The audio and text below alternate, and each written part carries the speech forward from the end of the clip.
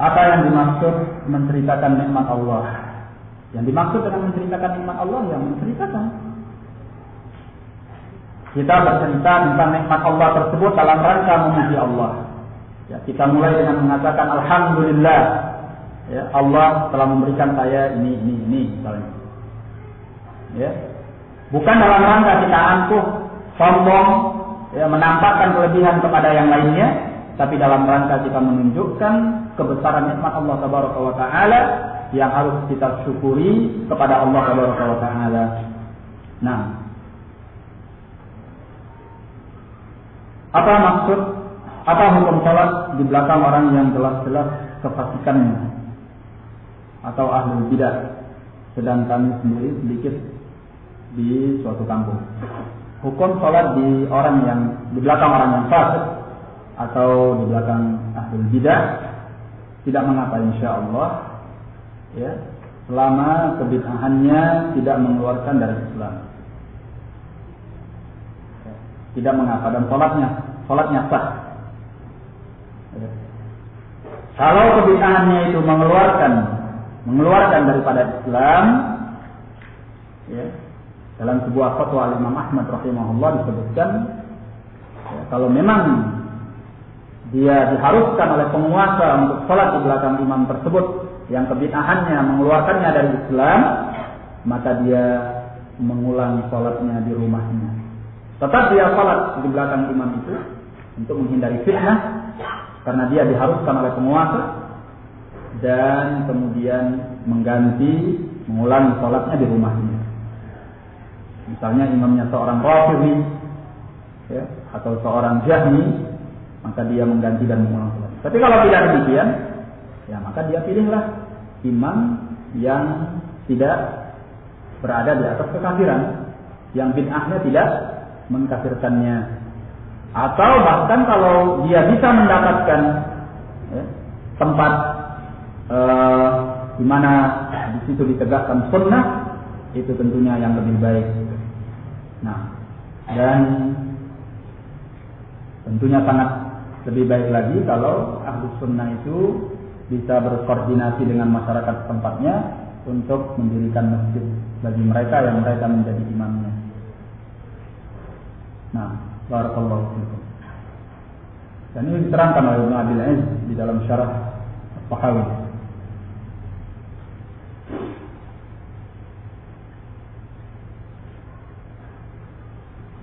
Apakah benar apabila seorang mukmin benar-benar menjaga hatinya atau kalbunya dari dosa-dosa maksiat, maka hati itu akan putih bercahaya?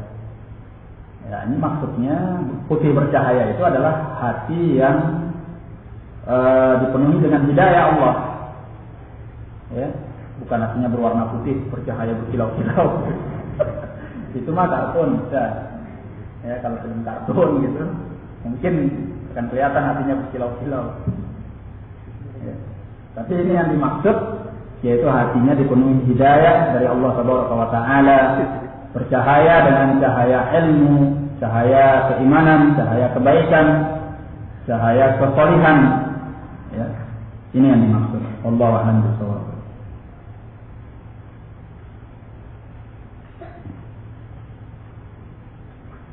Apakah sama hukumnya antara meninggalkan sholat dengan menunda-nunda sholat?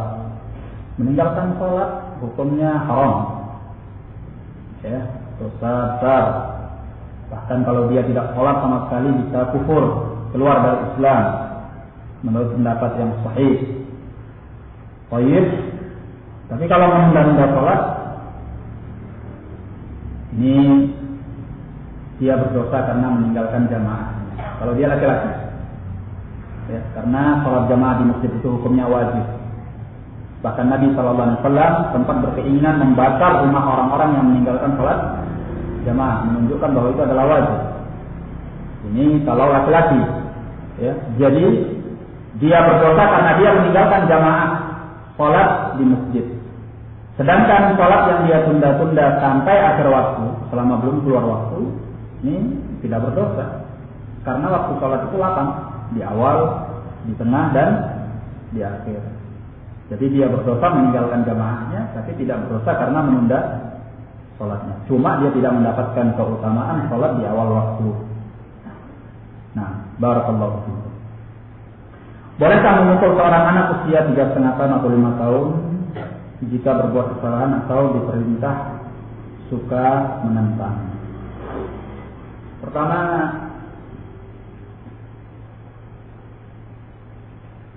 bagaimana yang disebutkan dalam riwayat bahwa anak itu dipukul ketika umur 10 tahun. Ya. Adapun kalau lebih kecil daripada itu tergantung kondisi dan keadaan.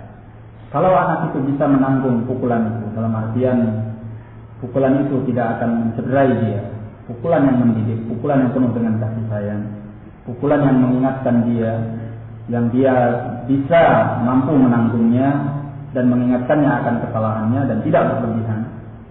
Ya. Maka kalau tujuannya adalah tadi, semoga anak itu mendapatkan peringatan dengan yang demikian. Ya. Tapi ingat, jangan dijadikan itu sebagai kebiasaan. Tapi anak saya nakal, Ustaz. Ya, anak memang nakal. Ya. Kalau tidak nakal, itu dipertanyakan. Artinya, sudah sifat anak-anak itu nakal. Nah, kamu jadi orang tua memang harus sabar. Ya, itu sudah tanggung jawab sebagai orang tua yang harus siap mendidiknya.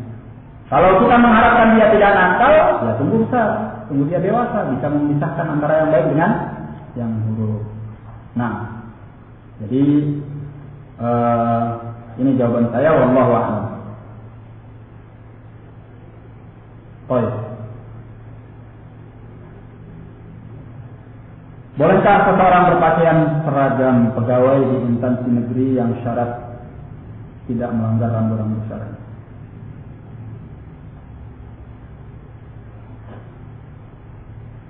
Kayaknya saya belum tahu ada yang tidak melanggar. Paling tidak pakaiannya tidak mencerminkan pakaian orang yang saleh. Ya. Allah alam. Jadi kalau dia terkesan dengan pakai gamis, pakai jubah, dan ada, masya Allah, sebagian ikhwan kita yang melakukannya dengan perjuangan ya, tentunya tidak ada yang mulus ya.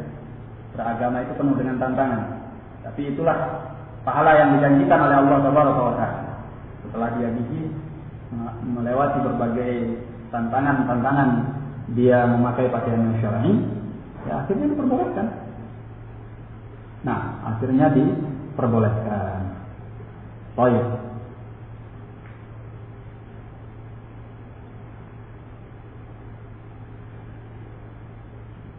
Ya walaupun melanggarnya mungkin tidak sampai, sebagiannya mungkin tidak sampai pada tingkat yang berat, tapi paling tidak di sana ada al-karahah, perkara yang tidak disenangi dalam syariat ini. Wallahu a'lam. Bagaimana cara menasihati orang tua yang masih awam yang melarang kita mempunyai banyak anak dengan tidak menyakiti hati mereka? Ya terangkanlah dengan baik, bawakan hadis-hadis Nabi yang membesarkan hati dan jiwa mereka, yang meyakinkan mereka, ya. Dan buat mereka yakin bahwa kamu bisa mengurus anakmu. Nah, kalau kamu punya anak satu saja sudah banyak mengeluh kepada orang tua, ya semuanya diserahkan sama orang tua, ya mereka mana bisa yakin kamu punya banyak anak. Satu saja seperti ini, seperti dunia mau kiamat. Lah bagaimana kalau 2, kalau 3, kalau 4? Ya makanya kamu dilarang untuk punya banyak anak, kan gitu. Ya, tapi tunjukkan bahwa kamu mampu mengurus anakmu, kamu mampu untuk menjaga, memelihara, mendidik anakmu, ya, menafkahi anakmu. Nah, jadi dakwahnya secara lisan dan perbuatan. Itu Allah a'lam bishawab. Dan biasanya alasan orang tua yang paling besar adalah masa depan, biasanya masalah ekonomi atau yang seputar itu. Maka bisa disebutkan kepada mereka tentang janji-janji Allah, ya, kemudian tentang takdir Allah Subhanahu wa taala mengenai rezeki. Ini semua mudah-mudahan bisa menyejukkan hati mereka, dan yang lebih menguatkan hati mereka lagi, ya, tatkala mereka melihatmu gigih berjuang untuk menafkahi anak istrimu dengan tanggung jawab. Nah, barakallahu fikum.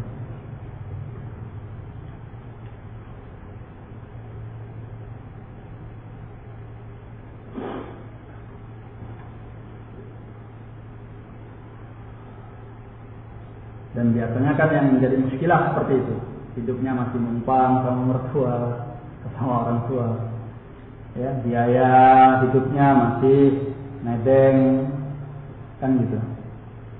Jadi ya semua itu harus disesuaikan dengan keadaan dan kondisi.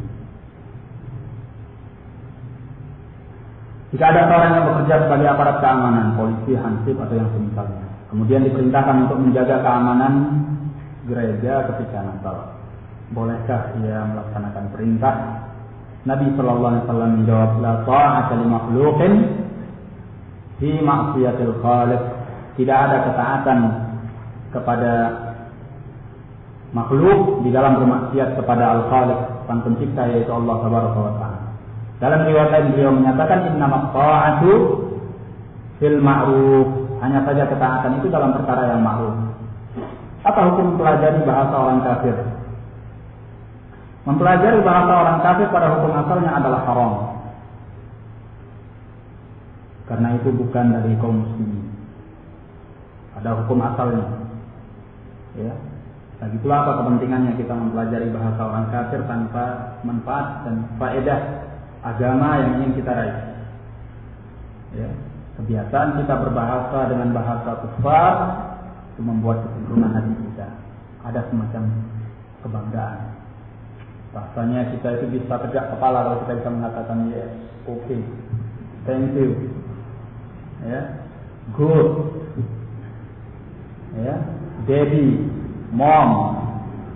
Ya, siapa salahnya untuk mengatakan na'am, tayyib, barakallahu fiik, abi, ummi. Ya. Subhanallah.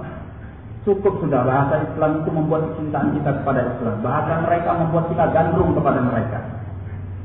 Kecuali kalau ada kepentingan dalam rangka dakwah, dalam rangka mempelajari ilmu-ilmu sinaiyah, ya, produksi atau kemaslahatan bagi kaum muslimin yang manfaatnya nanti kembali kepada kaum muslimin. Yang mana kita tidak mungkin mempelajarinya kecuali belajar dari mereka dengan bahasa mereka. Ya, tidak mengapa, ada maslahatnya di sana bagi kepentingan kaum muslimin. Jadi kalau ada maslahatnya, manfaatnya bagi Islam dan kaum muslimin, tidak mengapa insyaallah, karena itu dibutuhkan di dalam memberikan kemaslahatan kepada Islam dan kaum muslimin. Nah, untuk dakwah misalnya, ya, sebetulnya ya para ustadz ini semestinya memang sedikit banyaknya bisa bahasa Inggris supaya apa? Ya, kalau memang ada kebutuhan dia berdakwah, ya, kepada media misalnya, ya, atau kepada orang-orang yang kafir, maka dia bisa menggunakan bahasa itu sebagai wasilahnya. Bukan karena ingin bangga dengan bahasa mereka, tapi ada karena maslahat Islam dan kaum muslimin. Tapi kalau tidak ada unsur ke sana, ya itu apa juga. Bahasa Islam itu sudah cukup. Ya. Lughatul Arab adalah bahasa Al-Quran dan bahasa Ahlul Jannah. Ya, indah bahasa Arab itu. Nah, barakallahu fikum.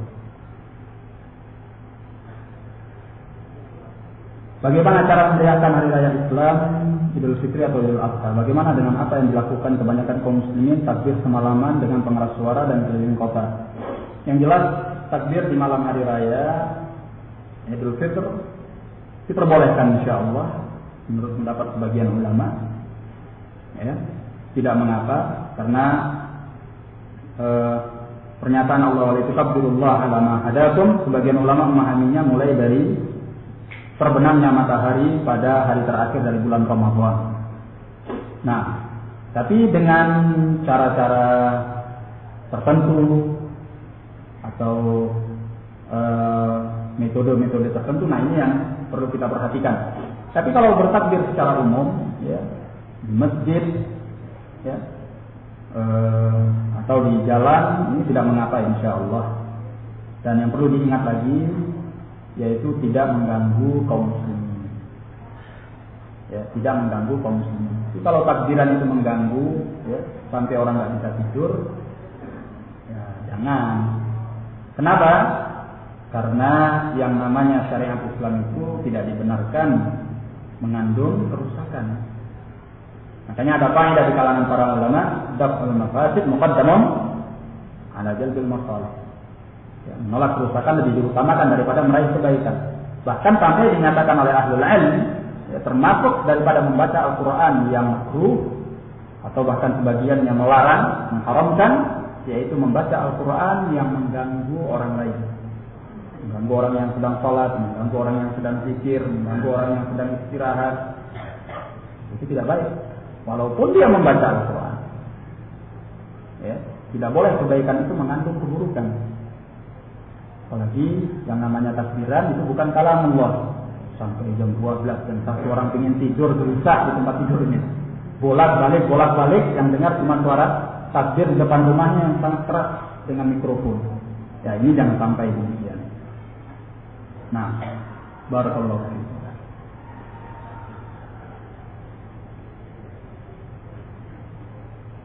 Bagaimana hukum membuatkan parcel kepada orang kafir?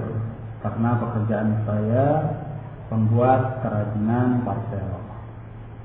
Ya, kalau kita sudah memahami pembahasan tadi, ya jawabannya kan jelas. Ya, jangan. Loh, ini saya dalam setahun, ya inilah saatnya. Ya, kalau hari-hari biasa jarang orang pesan parcel misalnya. Ya, tapi kalau hari-hari seperti ini, masya Allah, ya disinilah saya menutupi keperluan dalam setahun. Ya, taqullah. Ya, hendaknya kita bertakwa kepada Allah. Allah Subhanahu wa taala tidak akan menyia-nyiakan engkau. Ya. Nabi sallallahu alaihi wasallam sebagaimana dalam riwayat Imam Muslim menyatakan man taraka syai'an lillah mada awadahu Allahu khairan min. Barang siapa yang meninggalkan sesuatu karena Allah, Allah gantikan dengan yang lebih baik. Yang lebih baik ini maknanya luas.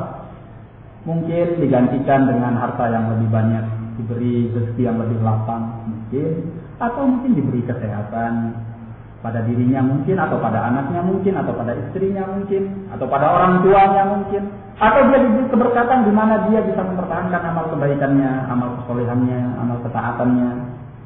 Ya, diberikan agama yang kuat oleh Allah, dan ini jauh lebih baik dibanding hanya diganti dengan kesenangan-kesenangan duniawiyah. Barakallahu fikum. Muhim, hendaklah kita bertakwa kepada Allah Tabaraka wa Ta'ala, dan ingatlah bahwasanya Allah mengatakan di dalam Al-Quran, wa ma min dabbatin fil ardi illa 'ala Allahi rizquha. Tidak ada binatang melata di muka bumi ini melainkan Allah yang telah menanggung rezekinya. Ya, jadi jangan takut tidak dapat rezeki.